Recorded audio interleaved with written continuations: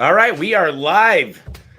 Today I got a guest visiting us from Asheville, North Carolina, where I've been before. It's a great spot to live. His name is Brian Biro. And did I say it right? You did it, man. You did Brian Biro's bio. Way to go. All right. So you're an expert in leadership, possibility thinking, thriving on change, and team building. Brian Biro Enterprises, LLC, the owner and professional speaker and author from 1990 to present. Linden Air Freight was a ways back. And then Class Aquatics, which was way back. Even before then. So you're a professional leadership coach, author, and personal coach. Brian Biro is known as America's breakthrough coach. He's a best-selling author who's delivered more than 1,800 presentations around the world in the past 30 years. His clients include such diverse organizations such as Lockheed Martin and the U.S. Army and Microsoft. The author of 15 books, including his bestseller, Beyond Success, and his brand new The ROI of Kindness. Brian was rated number 1 from over 40 speakers in 4 consecutive Inc. magazine's international conference and was honored as one of the top 10 interactive keynote speakers in North America and one of the top 60 motivational speakers in the world. Quite the honor to have you on today, sir. Well, honor is likewise. I love the opportunity to affect people, and you've got a great show and do a great job. So I'm pumped. Awesome. So tell the listeners a little bit about you. Tell them, how you got into coaching and just business, and then kind of what the next few years have, the next couple of decades, I should say, have in store for you. But you had an amazing time so far, so I can't wait to hear about it. Well, I think the foundation, Tommy, is I've always believed in people. I love people. I believe that we have more in us than we think. My mentor was the greatest coach of all time, John Wooden. John Wooden wrote the foreword to my first book, Beyond Success. And John Wooden often said, there are no overachievers. Many of us said, oh, you're an overachiever. No, you have more in you than you ever dreamed of. So my first career was as a United States swimming coach. So I had the opportunity to work with young athletes to rise in their towards their potential. And I realized from doing that, you don't really coach swimming, you coach people. It's really about helping them break through their fears, their habits that don't serve them. And that's really what I ended up doing in the next career, which was the corporate world, and ended up becoming a vice president of a pretty large transportation company. And I found that what I learned there was how important it is to break through silos. We have that separation between operations and sales in the home office, the different functional groups. And when we break through that, we have a chance to really, really do something spectacular that will come over to our customers. And now for 30 years, I've been doing this work as a speaker and an author that I love more than anything else, because I've had the chance to speak in front of almost 1 million people. But that core of believing that we have choices about how we respond to everything.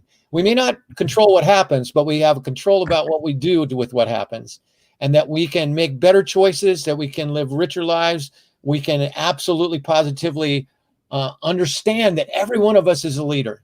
And when we come from that place, in other words, how do you show up every day? That's leadership. How do you deal with challenge and change like we've all had to through pandemic? Big part of your leadership. Most important of all, what kind of impact do you have on people? Do you lift them up just by who you are? So we're all leaders, but my goal and my passion is to help people recognize that breakthrough leadership, which is about controlling your controllables, is what really can determine what kind of life you have, what kind of success you have, and how you enjoy the journey. I love it. So tell me, there's a lot here.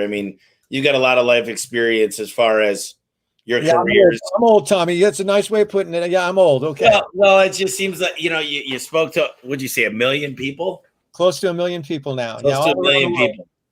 So tell me a little bit. Well, first of all, I think there's a lot going on right now. I'm just curious. I'm going to be selfish because I get to ask the questions, and there's a lot of great questions I have noted here. But the world is just, something's up. I was just talking to one of my bankers, and I'm like, I'm trying to work on getting my dad a house right now. And I put in an offer for $40,000 over asking price. They had 33 offers. I didn't get the house. I I just watched this very good documentary on China, especially Beijing, and basically how they're better capitalists than us now. There's more millionaires being made every day. Their technology's moved beyond ours. They're eating our lunch. I talked to 3 HVAC companies that said they've never been profitable December, January, or February, and all 3 of them were profitable. I had a vodka tonic a couple weeks ago at a bar. It was $17. It seems like something's up, and I don't know what it is, but I know the hospitality, the hotels, the movie theaters, the bars, the restaurants, everybody's hurting, and then or home service is doing well, but I just feel like something's not right, and it could be a really, really good thing, but I'd love to hear your perspective just right now, what's going on. Well, it's a really fascinating question, and I wish I knew the answer, but I can give you a personal look at that. As I said, I've been a professional speaker for 30 years. Well, last March, before pandemic, I had 80 events booked for the rest of the year. That's a lot of bookings. Yeah, by March 20th, I had 0 events booked. Every live event was canceled in 2020 for me, every single live event. So suddenly something weird's going on. I got a whole new world. So we've all experienced something different because none of us have ever experienced what we've experienced over the last year as far as pandemic and as far as some of that, all the things that go into that. And most of that is uncertainty. And I think that's what you're seeing in terms of the houses buying. People are uncertain, so they're trying to jump now. I think the people are in a place of having been dealt something we didn't know what to deal with. And so we're very short-term oriented and there's a lot of fear. And so when I talk about breakthrough, I'm talking about there's one straight breakthrough. You break through from fear to love and faith. And that's a long-term perspective. And so what I think really matters right now, because of what you said, all the changes going on in our world, the acceleration of technology, we could spend a whole talk about that. You think about what we're doing now compared to 5 years ago, and 2 years from now, we'll have technologies we have no idea we're going to be doing right now just because of artificial intelligence. What we need to do is focus on what we can control. And that is 3 areas. Shape your future. In other words, you focus on whether you like it or not, what you focus on is what you create. So when you focus more on what you want to create, you move towards that end. You can't use your memory to see anymore. I'll ask everyone on your watching this show. I'm going to ask them a funny question. It may seem like a silly question at first, but answer out loud wherever you are, and there'll be a point to it. Let's see. I'm going to ask a vision question. What color is a yield sign? And I hear thousands of people answering the same way, and they're saying yellow. Well, yield signs are red and white. They're upside down triangles, red and white. I've asked it to thousands and thousands of people in my audience. They always say yellow. Why? We've seen thousands of yield signs and we haven't seen one of them for what's in front of us. Why? Because very rarely do people use their vision to see. Instead, what we use is our memory to see, and our memory and our conditioning. And so what we need to do is to recognize that we can control what we focus on more often. If we start to focus on what on the fear, we can shift to what do I really want? We got to really change the way we look at people. Change the way you look at people, the people you look at change. So step 1 in dealing with this craziness of now is to start to shape your future. If you don't, somebody else will shape it for you, and you don't want that. Number 2 is to energize and engage your team. Every single performance level, ultimately the biggest factor is energy. And energy is a choice. That's something I really want people to understand. Your energy is your choice. Most people think of their energy, Tommy, like they think of the weather. It's like, gee, I hope the weather's good for the family picnic. Hope I have enough energy to make it through this long day. But your energy isn't like the weather. Your energy is a matter of choice based upon the way that you move and your focus on purpose. You take charge of those 2 elements, you're going to see your energy start to rise. And to everyone you touch, your energy is your example. And the third controllable is to build people, build teams, and build relationships. In the service industry, the home service industry, every industry is ultimately, never forget, it's the people industry. It's the relationships you build. It's the way you grow and change and adapt. It's the way you help others do the same that's going to determine how you're differentiated, how successful you are, and most of all, how much fun you have getting there. I love it. You're right about that. I'll tell you, energy is a big, you said the three things there is your future, the energy, and engaging the team, and then building your people, your relationships. I just had about 10 people tour my facility today, and I get this all the time, and I love doing it. And they said, how are you finding people right now? Because right now, there's either usually people ask one of two questions in business. How do I get more business? How do I get more leads? Or how do I get more great employees? And it's really, I think, what I learned during the pandemic and COVID is I focus way more on the people and the employees than I do about the customers and the clients. Because if you get the right employees, the clients come. But they asked me, they said, right now it's tough because for example, in Portland, I was just talking to a guy today, and he said the unemployment rate is $22.50 an hour is what they're paying people unemployed. And I said, that's tough. That's a tough one because if you go to that rate, you got to raise your prices in order to be profitable, because nobody's in business to not be profitable. But I'd love to hear your take on right now. There's a shortage of people. That's for sure. Everybody's looking for employees. There's a shortage of supply chain. There's a shortage of everything. What do you say to somebody that says, hey, and I get this question a lot, and I have my own theories, and it's really about culture, leadership, and always be searching for people instead of always be closing. I say always be recruiting.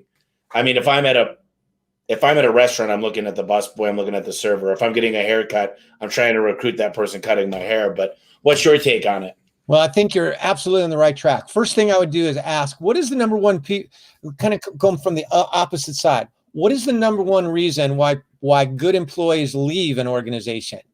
And studies have given us the answer over time. It's never money. They don't feel appreciated. They don't feel appreciated, or they don't get along with somebody they need to interact with a lot. So it's about people issues. It's not about money or benefits. The state we're in right now is a recovery. So one other perspective, step back, is not going to stay this way. Things are we're starting to move out of this thing, and it's going to take some adjustment. So a little bit of perspective about that is important. But what you said is the key. And that is focus on creating the best organization that you can, on creating an environment where your employees feel, and people pick it up right away, that they love working there, that they feel like they're appreciated, they feel like they're trained well, so they know what to do. Because a lot of times the challenge isn't that they don't want to learn, they just don't feel like they know what to do. And when we know what to do, we start to build confidence, we start to have a better attitude, really be a humble leader. Humility does not mean that you can't be confident, because being humble doesn't mean you think less of yourself. It just means you think of yourself less. But as a humble leader, that means you're always open to learning to get better.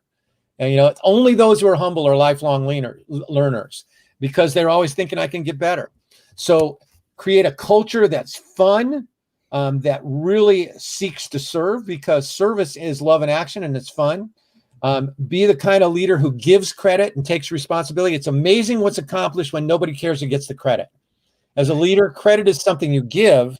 Responsibility is something you take. And here's the bottom line. You can't do anything about the 22.50 unemployment right now. It's gonna come back into balance. We're not gonna stay there. I really believe that. What you can do is everything we just talked about. Make your employees right now feel so good about how great it is to work there. Be straight with them. Be a humble leader who is always looking to give genuine recognition, acknowledgement, appreciation. And that in turn is going to flow through a more inspired, a more upbeat, a better attitude workforce that's going to come through to the customers, and we start to create an upward spiral. So those are the elements that you can control. And by just doing that, by just focusing on those things, it doesn't take away from the fact that it's going to be tough to get people right now, but you put yourself in motion rather than sitting back going, hey, it's not fair, it's not working. And as soon as you start to take that action, man, you start to feel more alive, more confident, and you start to create an environment, a culture. Culture eats strategy for breakfast. So start with building a great culture. You know, I told these guys today, I'm going to do it with my arms, but this is how I want my employees to grow, something like this, and this is how I want my business to grow. It's a different shift because we're relying a lot more on technology. You could book now online directly into my capacity board. So I'm not saying I want to make employees obsolete, but I think it's the more we can shift. You've talked about artificial intelligence and different things of that nature too. Not that I don't want employees, but I will tell you that if my accounting team could be 10 people instead of 100, I'll be more successful. You know what I mean? Right. Definitely. And the key is whether you have 100 or 10, let's really get focused on how we can get them to be a team, to be inspired, to be focused, to be well-trained, to feel appreciated. And when they feel like that, whether it's 10 or it's 100, guess what? They're going to produce the greatest results. And you're going to have a blast along the way. You know, I'll give you a really cool example. When I was in the transportation business, our organization, our market was Alaska. We were the biggest freight forwarder between the lower 48 states and Alaska. So we were completely tied into the oil industry. Well, at one time, it's kind of like an oil pandemic, if you will. The price of oil plummeted. Construction stopped. And everybody in our organization had the same response. It's the market. We can't do anything about it. My background as a coach before that, an athletic coach, said, you know, whether it's the market or not, I don't think that's where we need to focus. We need to focus on us. And here's the truth. Operations hate sales. Sales hates operations. They just hate the home office a little more. That's what's killing us. It's not the market. And so we started to do some unique things. We started to focus on building bridges instead of walls, to break those silos down. We started to do team building that really brought everyone together. In 1 year, we turned around to become way more successful than we ever had been. We added about 400 jobs because we entered markets we never entered before, and that was sustainable. And so it was focusing on what we put in, and then good things will come out. 27 years at UCLA, the greatest basketball coach of all time, my friend John Wooden, never said the words winning or losing to his players. He never said the words. Now, did he want to win? Oh, yeah. But what he wanted was for everyone on that team to focus on their effort, their energy, their attitude. And then he'd wink at you, say, you do that, you're going to tend to come out real well. And if we do that right now, we'll get through this storm, and we'll be in a position, because we focused on those controllables when it's done, to be way higher than those that are focusing on the stuff they don't control. You talk a lot about coaching, and you've done a lot with coaching. And I just got done telling this group today, I said, we're coaches. Believe it or not, our job is to coach. And I said, you know, here's one thing that I take very seriously when I coach people is I have a niece and 2 nephews. And one thing is I haven't been as around as I should be overall, but you know, they're in Milwaukee, and I love those kids more than anything. And I can tell you, you know, when they're kids and I'm helping them do homework, for instance, I literally want them to be better than me. I want to train them in a way that they'll learn, that they know what's expected of them, and they're going to be better than me. I want to teach them how to ride a bike. And when they learn how to ride a bike and you take off those training wheels, they're going to have elbow pads and knee pads and a helmet. But hopefully they fall a couple times, they get back up, and they become a better rider than me. I can carry them on the back of my bike forever. But I got to be patient, and I got to make sure they understand it, because I truly do want them to be better. And I think that that's what coaches want. And the other thing I say is every single person, Tom Brady, even when the coach calls the play, we got to call the play every time.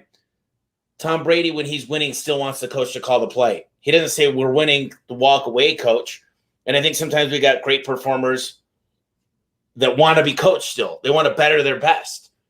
And I always talk about this because I think a lot of times what we do as leaders is we talk to the community and we say, you guys don't forget, you can't close out jobs like this or whatever. And I feel like there needs to be way more one-on-one coaching in most establishments. There's not enough of that where you're working on the individual level instead of the group level. And, you know, I'm working on this really nice dashboards for myself and just the executive team. And And the one thing I told my developer, I said, I don't care what it does, as long as it shows me what I need to coach on in real time. Like when that dog is pooping, I want to be able to find it and see it and enforce my thing. And then when he's doing something good, I need to be able to see it in real time. So I want to be able to text message directly out from there. So you've had all this experience coaching. I just want to hear, this is like pure gold for me, is just what are some of the things you've learned about coaching some of these companies that you've worked with? Well, I want to really acknowledge a couple of things that you said, because the foundation was the mentality that you just spoke about, which is coaching is to help people reach their potential, and you want them to go as far as they can. And that means you want them to be you don't want them to just kind of rise almost to your level. You want them to get way beyond that level. And that mentality is a coaching mentality. I also want to, when you talk about Brady, coming back to something we talked about a minute ago, it's not taught, but being a great coach, being a great leader, being a great teacher, being a great parent is about, one of the keys is to be humble. Tom Brady is the GOAT. Most people would say that. I was a big Peyton Manning fan, but I've got to tell you, I love Tom Brady too, and he is the GOAT. He's incredibly humble. He's always trying to get better. That's what humility is. He's always trying to learn, and that is at a core of coaching. But here's the other elements vital to coaching today. One is to be fully present. When you're with somebody, the most important thing that we can communicate to anyone that we're working with, as the leader of our business, as a teacher, as a parent, as a coach, what we're trying to communicate to them is that they're important, that we value them. Because when people feel important, they rise to an oh yeah spirit. And when people feel unimportant, they cause problems, they leave, they start to act out. And the only way that you can foundationally truly deliver the message to every person that you interact with that they're important is to be fully present. And what that means is when you're fully present, 100% of your mind, body, and spirit is with that person where they are now. I'll say it again. When you're fully present, 100% of your mind, body, spirit is with that person where they are now. Now, how many of us have ever felt this? We want somebody to be present with us, but we notice that they're much more interested in looking at their cell phone, or that their eyes shift away. We know when somebody's present or not. And the second that they turn away from us, they've announced to us louder than words, you don't matter. You're not that important. This is more important. So be a great coach. When you're with people, be fully there. 2, be what I call a world-class buddy thinker. And that's just a fun way of saying, understand how to deliver world-class recognition, acknowledgement, and appreciation. And I'll give you a really fun and easy way to do that. And that is, remember ESPN. All right. Kind of a sports guy. You look pretty dang athletic. I was an athletic coach. ESPN. So the E says, as a coach, when you deliver recognition, acknowledgement, and appreciation, do it with energy and effort. The E says, thank people with effort and energy. You ever notice, Tommy, sometimes we acknowledge somebody, we just do it out of rote memory. We kind of go, hey, thanks a lot, appreciate it. Doesn't mean a thing. But when we just take that little extra energy and say, man, you are doing a phenomenal job. I don't think I've told you enough, but I really appreciate the extra effort. All I did was put a little more energy in the way I thanked them. And it's 1,000 times more effective. So the E and ESPN, to be a world-class buddy thinker, acknowledgement, appreciation, recognition, thank people with effort and energy. But even more important, the E says thank people for effort and energy and not just their results. We have been conditioned to give praise only when the job is done, when the goal's been hit. And hear me loud and strong, keep doing that. You always want to reinforce and recognize great performance. But if you want to be a great coach, you want to be a great business leader, then be more cognizant to acknowledge people for their effort and energy before they get to the results. Why? How many people watching this show have ever gone after some goal, worked harder than you've ever worked, did better than you've ever done, and you didn't reach the goal? Every hand is up. Because where do goals come from? We invent them, their imagination, their vision, we make them up. So if you wait to only acknowledge people when they hit that imaginary new level, you're going to take people for granted.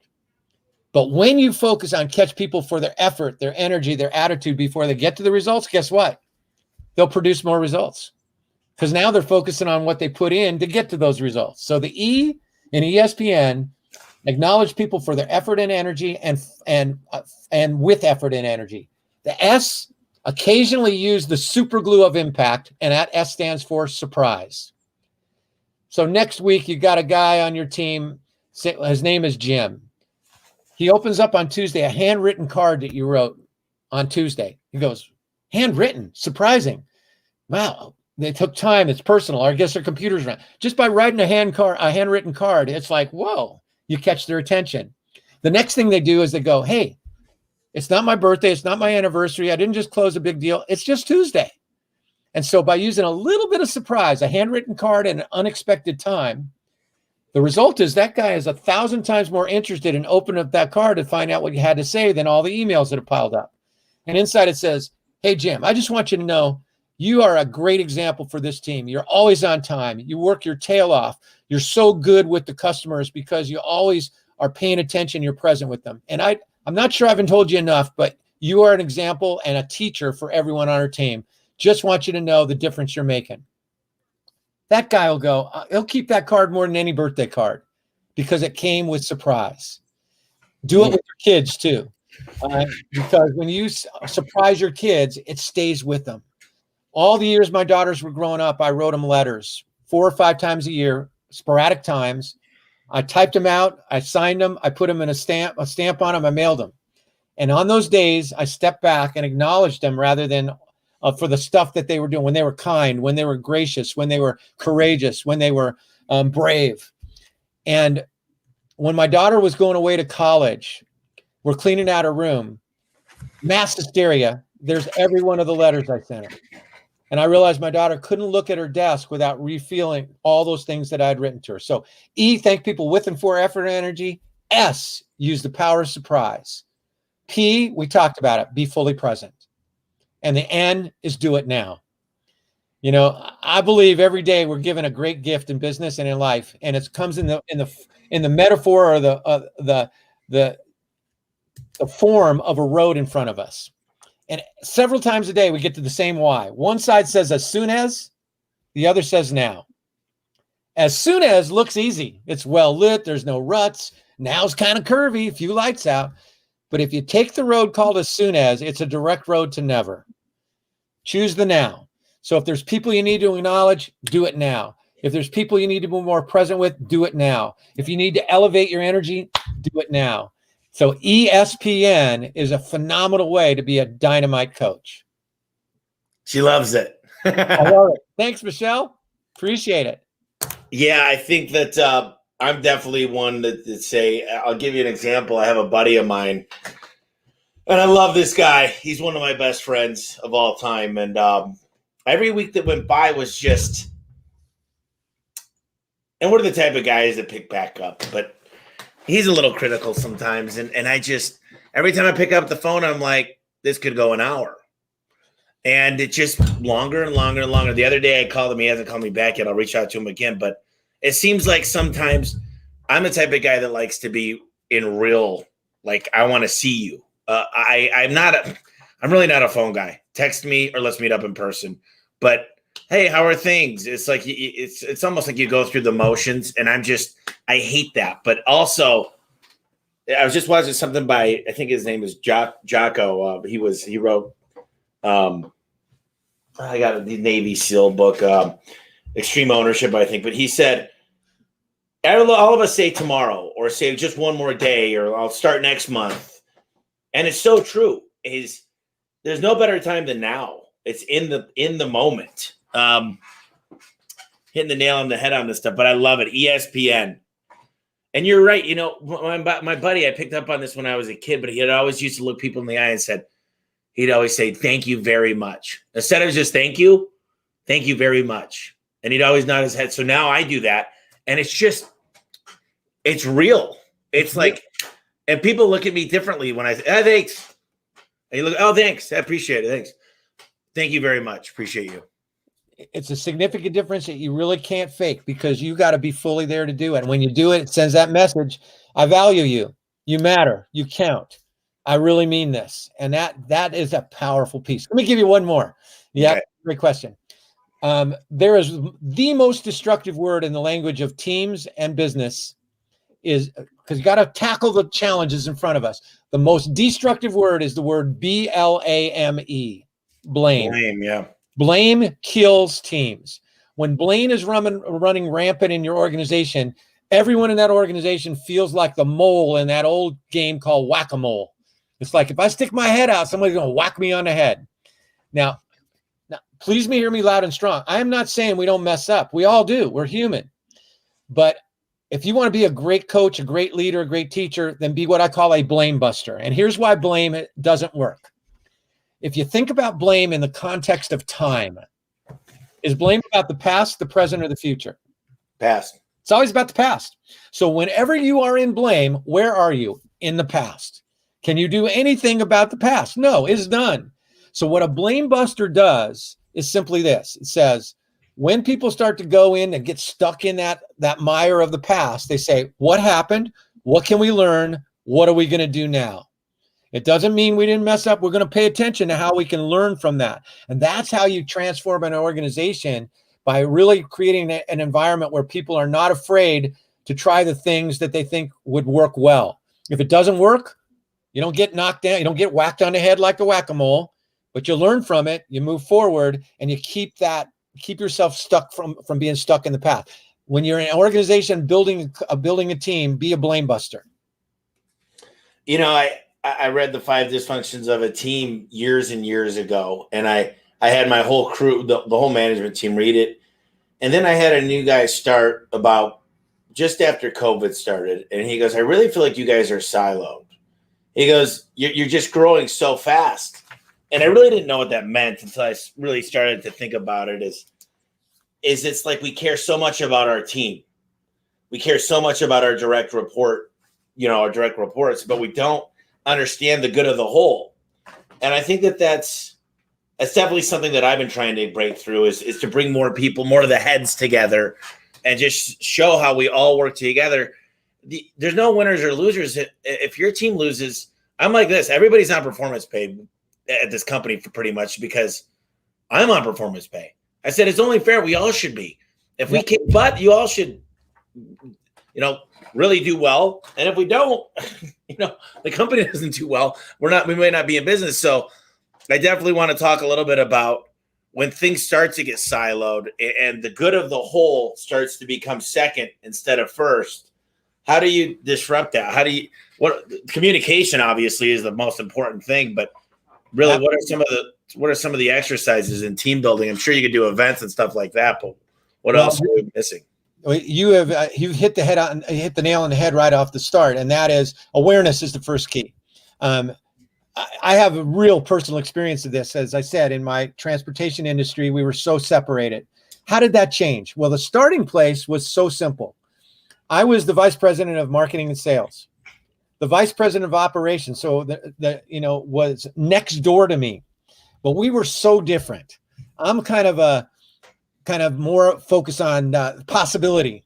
He was somebody whose style was to focus on really examining what wasn't working. And so we were like, the only time we would be together was when we had to be in a meeting together. His office was, literally next door to my office. One day when I started to really get into this concept of being fully present, we just talked about, and what the message is saying, I walked from my office next door and went into his office without an agenda. All I went in there was to be present, to actually figure. I didn't know anything about him other than he was VP of operations. We sat next to each other for a year and we just avoided each other. Now we pretended like we got along pretty well. Obviously the organization could feel that siloing starting from the top. So I sat in the office and I started to look around and I saw pictures of his kids. I saw that he was, at that time I was training for marathons. He was a long distance bicyclist. I had never been in the room with the guy for more than 2 minutes on just one-on-one. An hour later, I left his room. And in that hour, we didn't change our styles, but we respected each other. From that point forward, we would never have a major sales or marketing meeting without operations present, and vice versa. And we started rocking. Instead of looking for catching each other with blame, we started catching each other doing things right. So it starts by being present with each other. Another way is, as you said, a catalytic event can really make that change, because here's the truth. Once you start paying attention, operations doesn't want to do sales, and sales doesn't want to do operations. So we need to respect that those different focuses make us a greater whole.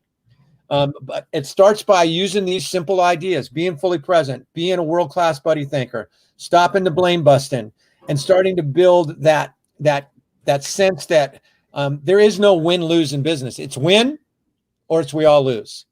All right. And so when you have that common goal, you can be unstoppable. Respect and admire differences. I don't want a team of people who are just like me, because then we only see the little bit that I see. I want people who have talents that I don't have, who have passions in areas that we need to be good in that I'm not that good at.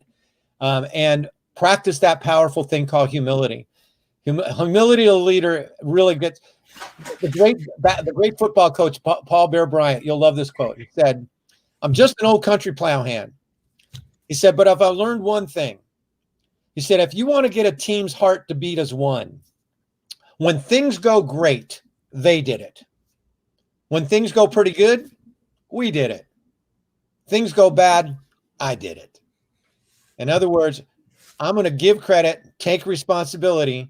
And when I do that, that just gets everybody to start to feel the same sense of, man, that guy's in here with me.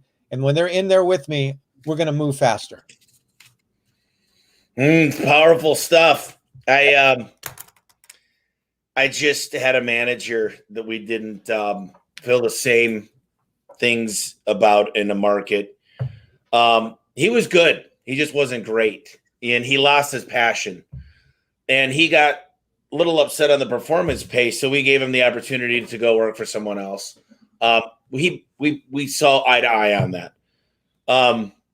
But in my meeting the other day, I said, guys, I got to tell you, there was about 30 people in the meeting. I said, this will never, ever happen again. I said, I let you guys all down by letting a B player stay on that long, that his mind wasn't in it. And then I played a thing, and this is neither near here nor there. It could have been from Biden, but it was from Trump, and it's not about political. But he said, you know what? You know what the worst person in a company is? It's a good employee. Because the great employees, they're moving things along and they're kicking ass for you. The bad employees get fired. But the good employee, they're never going far enough. But they're never on your radar. They're keeping you there, but you don't know it. There's nobody that you don't notice them. You don't want to get rid of them, but you know they're not taking you to the next level. And I said that was my fault for keeping someone of that nature on. And it's up to me as a coach to bring them up or out. I always say, you got a will, I'll find a way. But if you lost the will, then there's no way I can do that for you. If you do not like this anymore, I can't give you back the passion. I can't give you back the why. So, it just brings me to this point too, is the back of a baseball card or a soccer or hockey or football card is they got the stats, sure, RBIs and the batting averages. And I love that. I love that data. I live and die with data. And because it helps me train. Look, if you're better at one thing, I'm going to send you, if you're the best at the 100-yard dash and you're playing the same position as someone else, I should put you in that same position and let you do a ride along with that person to see how it's done and see it in real life. So I'm constantly thinking in real time how to coach. And what we've been trying to do is find out how that batting average or those RBIs are going to help you win your personal game of life, whether that be hunting or another anniversary with your wife or getting your kids' tuition or better insurance or purchasing your first truck, whatever that looks like. So from a coach perspective, we know what's good. We know the bad. And then there's a military way, nice shoes, nice hat, but put your belt on right. And I just feel like for me, we go out to lunch. We have an experience. We're human beings. I love you. We're going to sit down and I'm going to acknowledge you as a person first. Then we're going to talk about the good and maybe some areas of, I don't want to say concern, but better your best, I always say. No matter if you're the top at everything, I still am going to push you to the next level. But what is your take on kind of these concerns of we know what needs to be worked on. And although I'm excited about it and I'm passionate about it, we can't pretend, hey, you got a D today, little Tommy. You did good. You tried. You get a participation trophy. I just can't do that. Yeah. Well, every year the Gallup poll people do a study. It's not political, but it's one that speaks to right what you're talking about. And it's called the State of the American Workforce. And what it does is it measures the level of engagement of American employees. Because as you know, as a business leader, what you're going for is engagement. Engaged employees are way more productive to the bottom line, to the customer reception. They get more done better. So they move from that good to great. And that there's tons of data that supports that belief that what happens is we need engaged employees. Well, every year for the last 15 years, Gallup's done this study. And I'm going to give you kind of the average of those years. And it always breaks into 3 distinct groups. The first group are the ones that you want to go the extra mile for every day. They're called fully engaged. And fully engaged employees have a mantra, and their mantra is, oh yeah. Whatever you throw at them, oh yeah. We're going to have to dig deep here because it's going to be tough for a while. Oh yeah. We got some new ideas and some new developments coming on. They're going to be great, but it could take some learning. Oh yeah. So of the 100% of total employees, now this is across all industries. So I want you to think about your own team.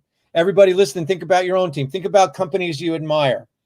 What percentage? 12%. I'm taking a guess. Yeah, I want to guess. What percentage of the 100% of total employees would you say are, oh yeah, healthcare? 12 to 20. What'd you say? Maybe 12 to 20%. You're an optimist. I love that because almost always people say 5%. It's 24%. 24% has been the average for the last 15 years. The second group are the ones that could go either way. They're called the somewhat engaged. Now, as soon as I hear they're somewhat engaged, I go, well, that means they're also somewhat not engaged. And their mantra, and as a leader, you got to pay attention. They're telling you their mantra. Their mantra is, okay, things are going to be great around here. Okay. Things are going to be terrible around here. Okay. All right. What percentage would you say are just okay? Well, based on these, 80, 20, maybe 50%. 49%. 49% are just okay. And there's a third group, and some mathematicians have already figured out that's 27%. 27%. Yep. And that group are called the actively disengaged. Now, you wouldn't have them on your team because they're not B+ers. They have a mantra too, one that you just cannot have in your organization. Their mantra is, oh no, we got some great new plant. Oh no. But here's the part, Tommy, that is really important. If you want to be that means 76% of American workers across all industries are either just okay or oh no.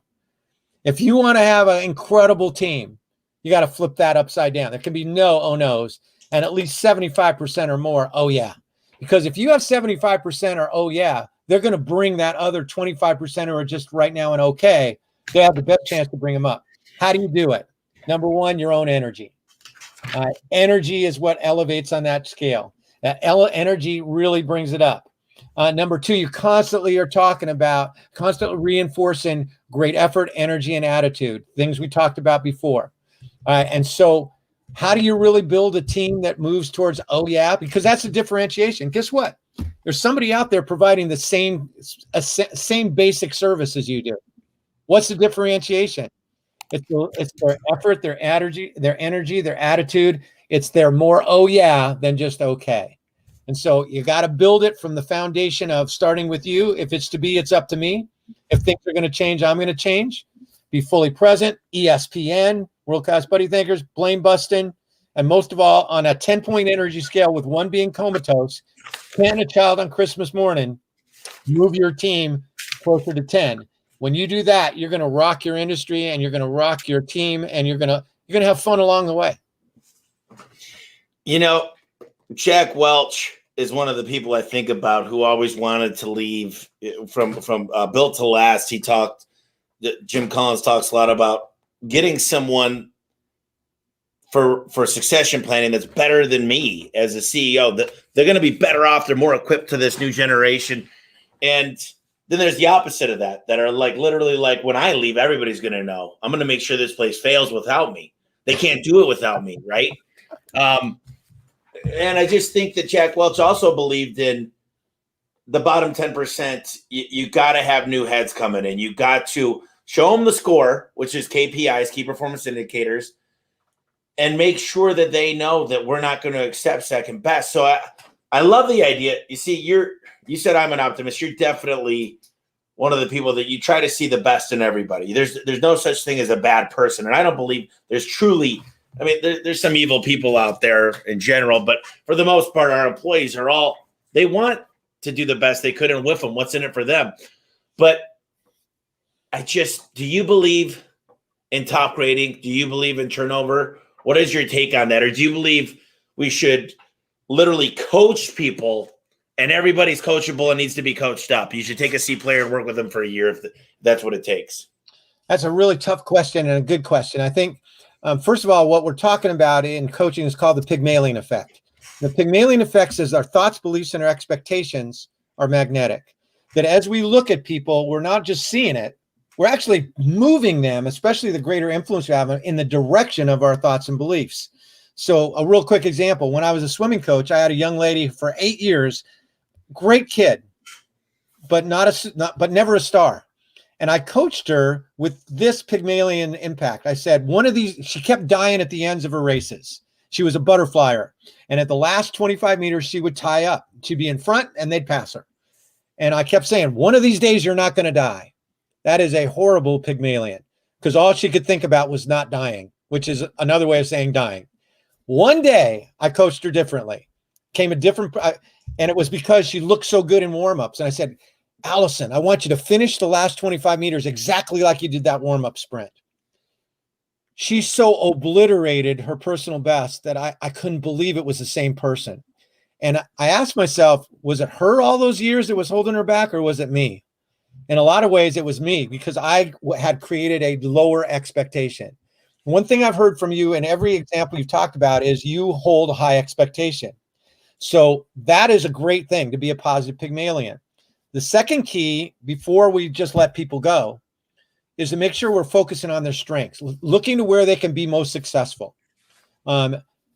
Many of us have been taught and practice focusing so much on trying to change a weakness that we don't look at developing strengths.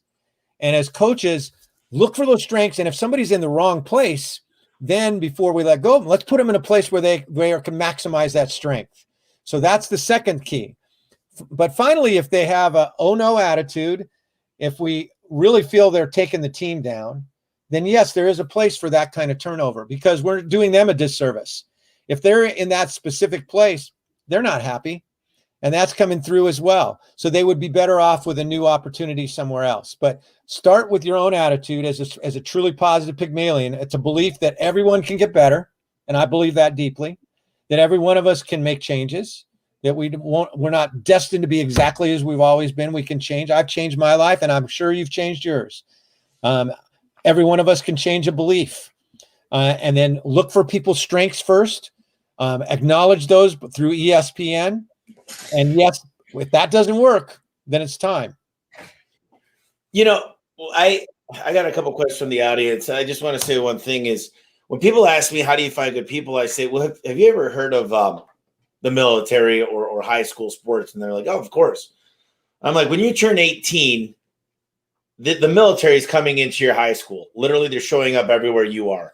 They know where their avatars are. They know where the 18-year-old to 20-year-old kids are that they want to recruit. Same thing for baseball, football, soccer.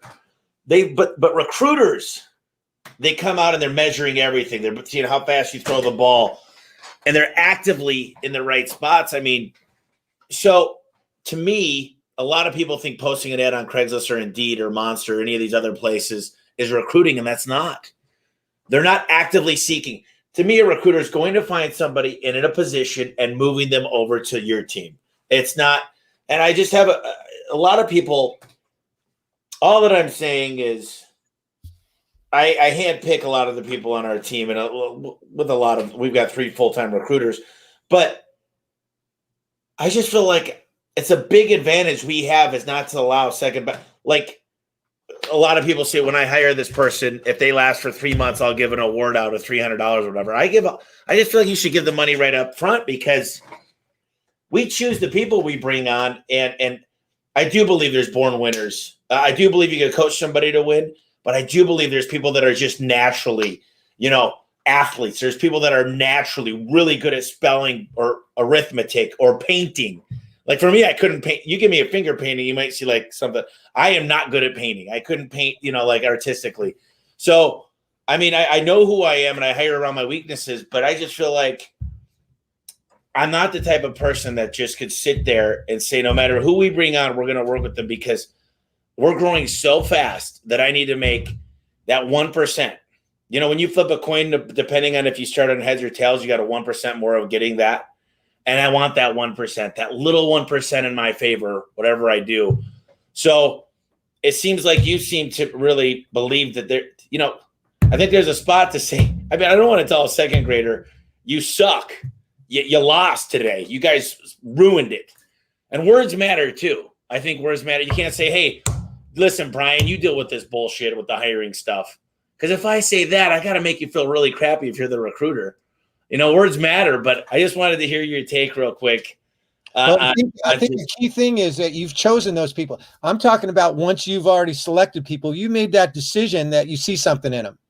That's that you don't hire people you don't see something in them. But once you've hired them, you got it. Yeah. That's when you want to invest to make sure they're doing the thing that they can do best, because then they're going to be, and give them the tools to do best, and really focus on their attitude.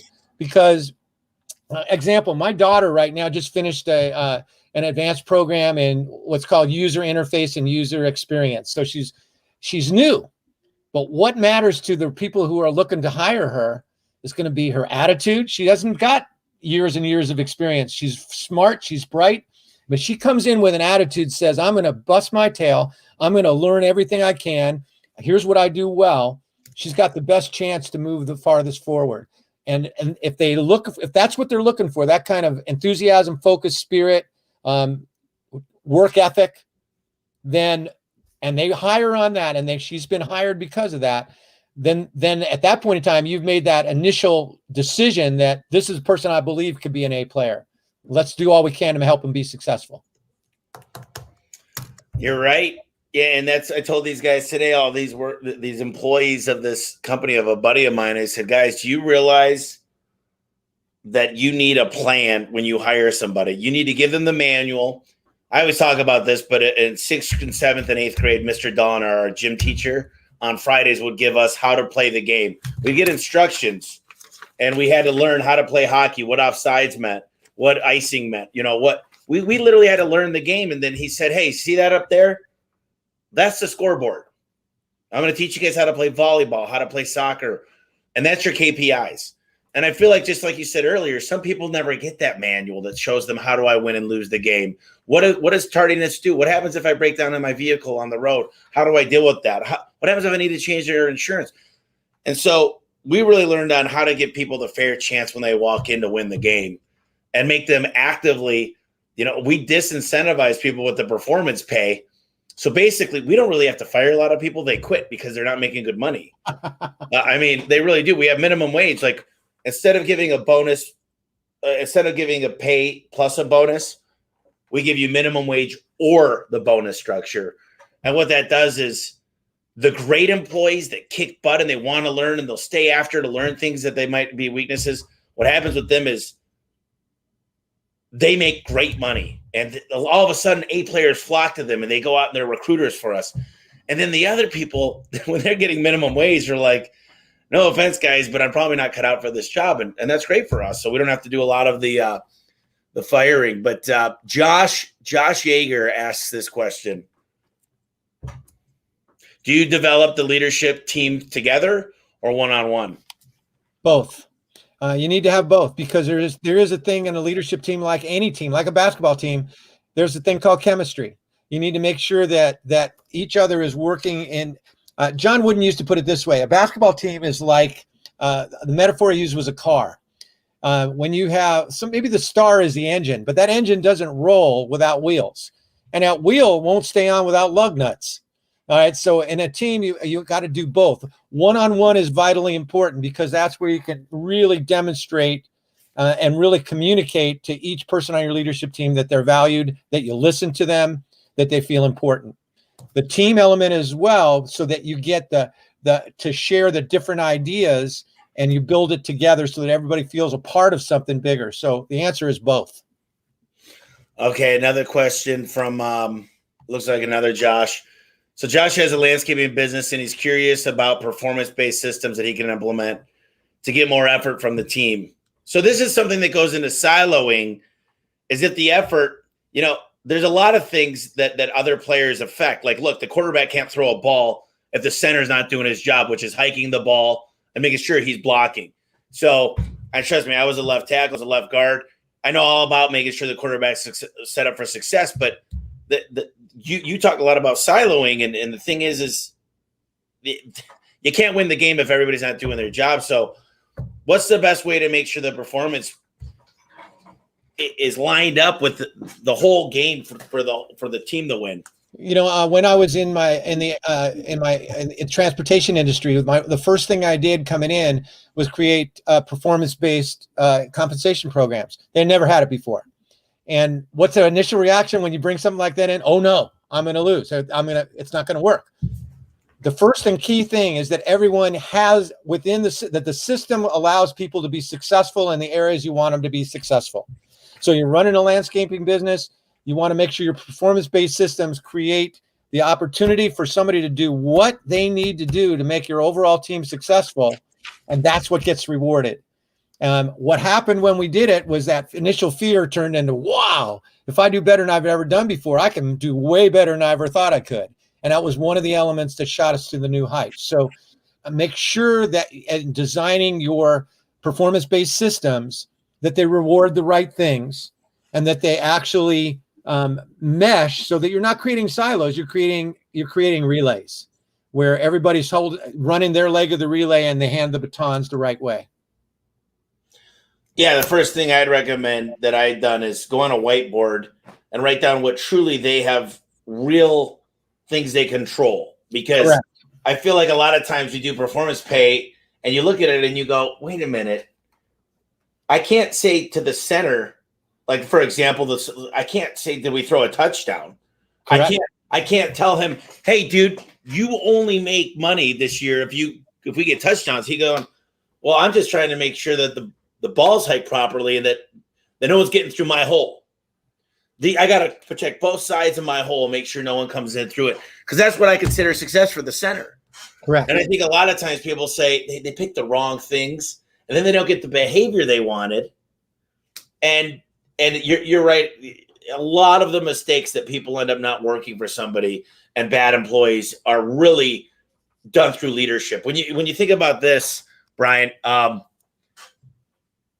I've seen second string quarterbacks go to teams and be all-stars because they had a better coach, or at least a better coach for that particular player.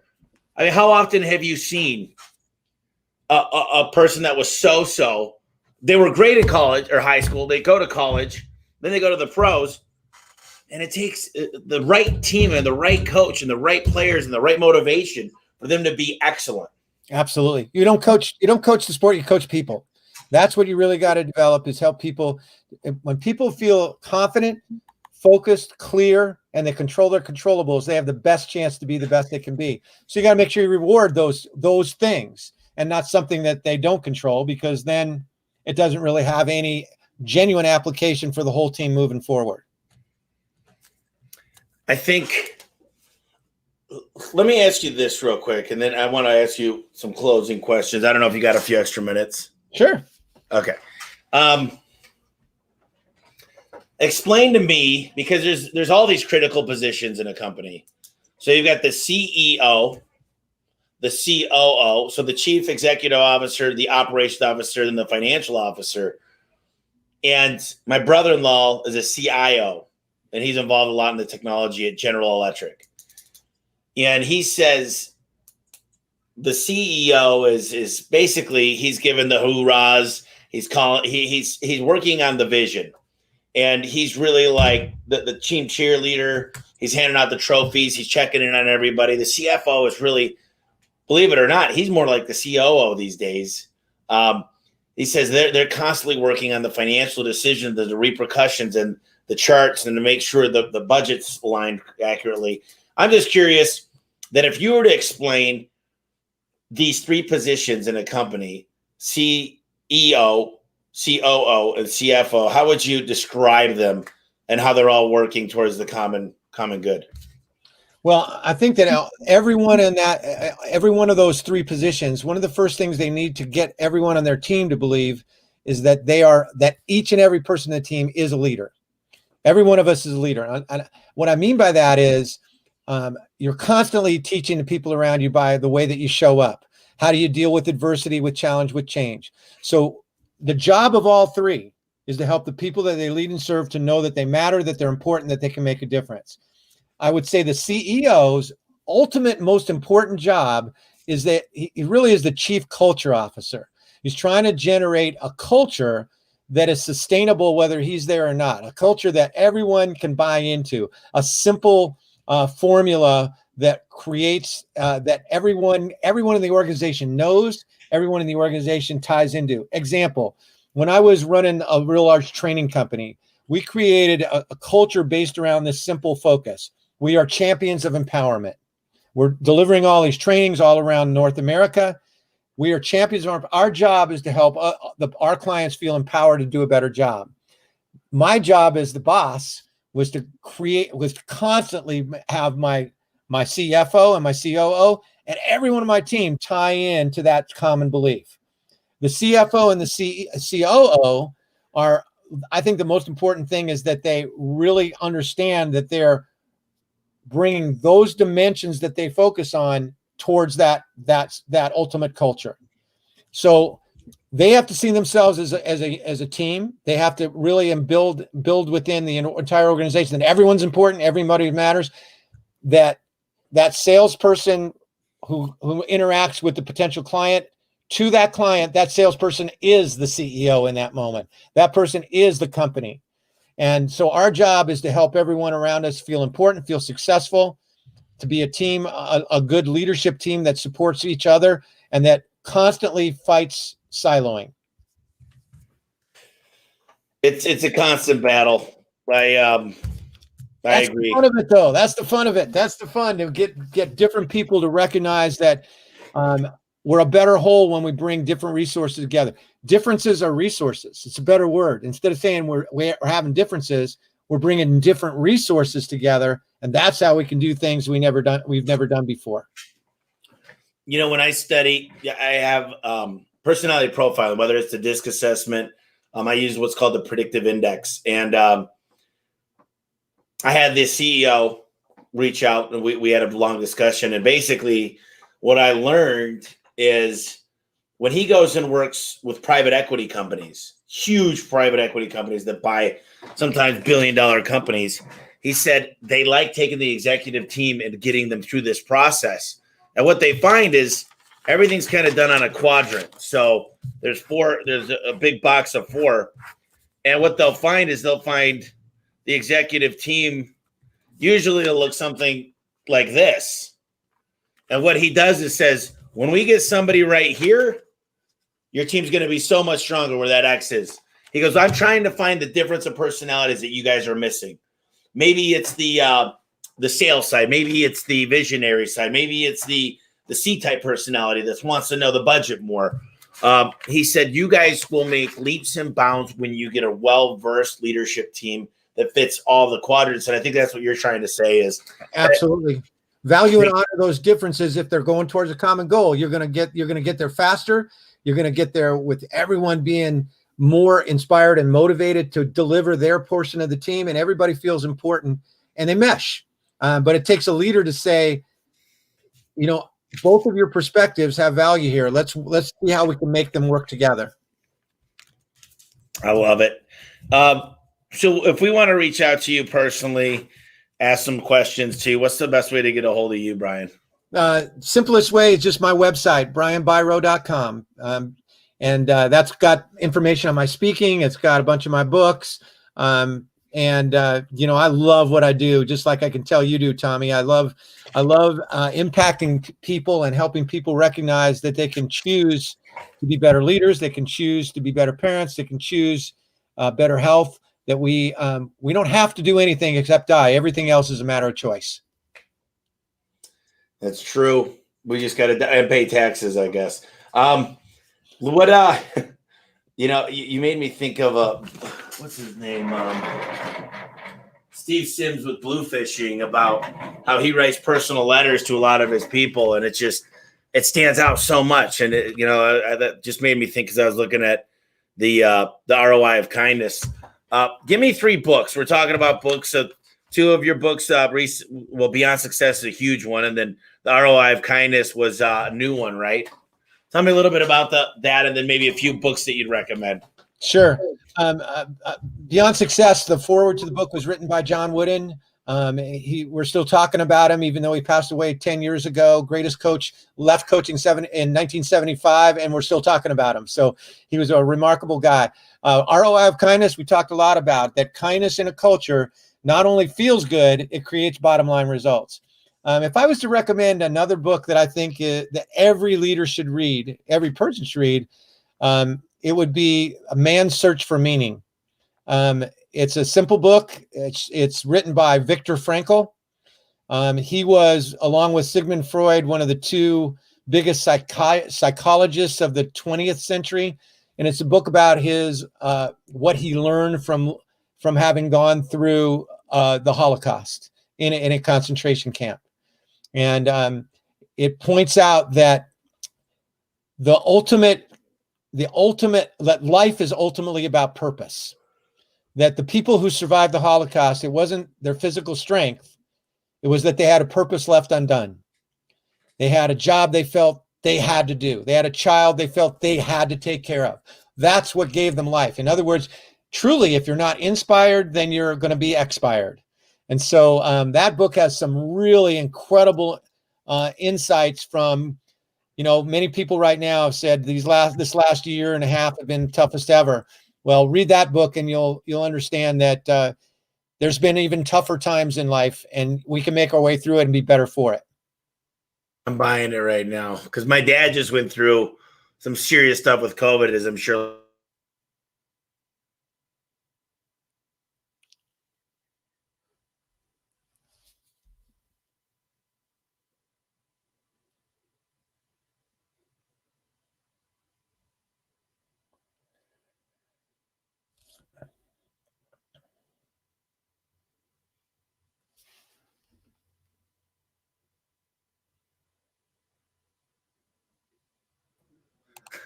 I don't know what just happened.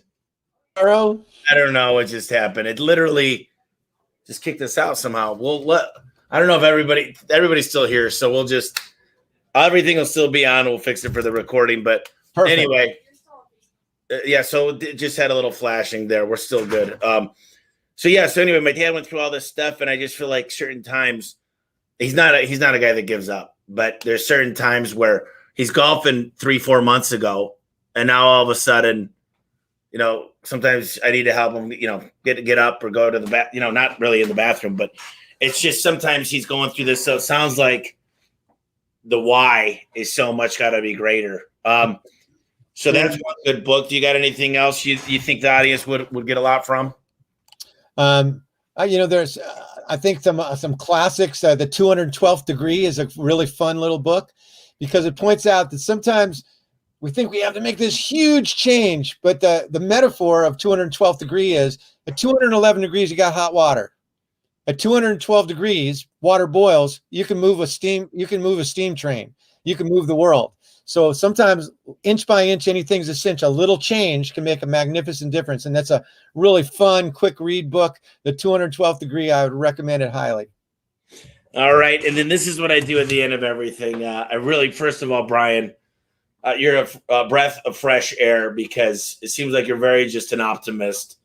And too often, you get a lot of people around you that things are going wrong. We can't do anything right type thing. And I'm constantly pushing forward, but I want to do it from a positive, from a point of love, not perfection. And like I said, you've been great, and we got to do it again. But I always ask a lot of questions, and I know I probably left some really good things out that we probably needed to go over. But I wanted to give you a minute to maybe talk to the audience and give them some final thoughts, maybe some things we left out that you really wanted to get across on today's topic. I would love to. I'm called America's Breakthrough Coach because I've had close to 1 million people over the last 30 years actually physically break through 1-inch thick boards karate style in my events. And it's the greatest metaphor of individual and team breakthrough. And so I've had all these people do it. In fact, I've had a 95-year-old 4-foot 10-inch woman break her board karate style who had no idea she could do it when she started out. But here's why I'm bringing this up. It's not about breaking boards. Is that ultimately what breaks the board is not your physical strength. It's where you focus. And if people recognize that if you focus on the obstacle, you get more of the obstacle. Now, you don't pretend there's no obstacle because then it could hurt worse, but you shift your focus. When a little child is learning to ride a two-wheeler bike and there's a big rock in the road, what do they focus on? The rock. They hit the rock. They fall over. They scrape their elbow. 2 weeks later, same bike, same kid, same bike, bigger rock. What happens now? They go around it. But what goes around it first? Not their bike, their vision. And so if you start today by recognizing that what you focus on is what you create, and when you start to focus on the rock instead of the way around it, move that around. And here's one last principle that ties into that as we go through any tough times, whether it's your dad dealing with COVID, whether it's radical changes in our business. Within every adversity is planted the seed of an equivalent or greater benefit. I'll say it again. Within every adversity is planted the seed of an equivalent or greater benefit. So the toughest things we make our way through in life, aren't they usually the things from which we grow the most? And so if you when you hit those rocks, when you hit those obstacles, when you already know there's going to be something here that'll make me better. There's already something here that I can learn that can make a difference. It doesn't mean that it won't be tough for a while, but it means that you'll move towards that possibility instead of that limit. That's, I think, a really powerful way to live your life. 1 year ago, my business went completely bottoms up. 80 events booked in March 10th of 2020. By March 20th, I had 0 events booked. And yet I had a great year because I learned things I never would have learned had I not had to face that adversity. Was it easy? No. Was it scary a little bit? Oh, for a little while. But I had that belief that I know something good is going to come of this, and I'm going to learn things I wouldn't have learned otherwise. That makes each day filled with possibility and helps you really move from fear to freedom, from failure to faith, from ego to we-go, and from good to great. I love it. Well, hey, that seems like you planned that last part. That was good. Ego to we-go. That's great. Well, listen, I hope the audience reaches out. I think they haven't read your books yet. They got to read your books. And Brian, you've been great, and I can't thank you enough for coming on. Tommy, one of the most fun interviews I've ever had because it just went where it was going to go, and you asked really perceptive questions. Thanks for all that you do, and I'll look forward to keeping in great touch. All the best. Yeah, I'm going to text you here in a minute. I appreciate you very much. Have a great day. Brian. Thank you.